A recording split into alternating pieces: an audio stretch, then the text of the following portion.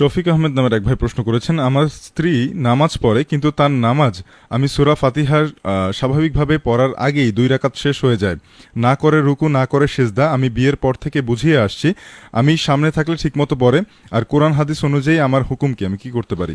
এক্ষেত্রে তাকে সুন্নাহসম্মত নামাজ শিক্ষা দিতে হবে প্রিয় ভাই। রাসূলুল্লাহ সাল্লাল্লাহু আলাইহি ওয়াসাল্লাম হাদিস আমাদেরকে শিক্ষা দিয়েছেন, সল্লু কামা রাআইতুমুনি উসাল্লি, যে তোমরা নামাজ পড়ে যেভাবে আমাকে ধীরে স্থির বা আমি যেভাবে নামাজ পড়েছি এভাবে। আল্লাহ কোরআনে বলেছেন ফাওয়াইলুল লিল মুসাল্লিন আল্লাযীনা হুম আন সালাতিহিম সাহুন, ধ্বংস হোক সে সকল মুসাল্লিরা যারা তাদের নামাজ সম্পর্কে কি উদাসীন। এবং রাসূলুল্লাহ সাল্লামের কাছে এক সাহাবী এসেছিলেন, উনি এসে খুব দ্রুততার সাথে নামাজ পড়ছেন, খুব দ্রুততার সাথে নামাজ পড়ছেন, রুকুতে যাচ্ছেন উঠছেন, সিজদা দিচ্ছেন উঠছেন, মানে নামাজ ধীরে স্থিরে পড়ছেন না। রাসূল সাল্লাল্লাহু তখন তাকে কয়েকবার বলেছেন যে কুম ফাসাল্লি ফাইন্নাকা লাম তুসাল্লি, তুমি দাঁড়াও আবার নামাজ পড়ো। কেন? ফাইন্নাকা লাম তুসাল্লি, তুমি নামাজ পড়ে তোমার নামাজ হয়নি।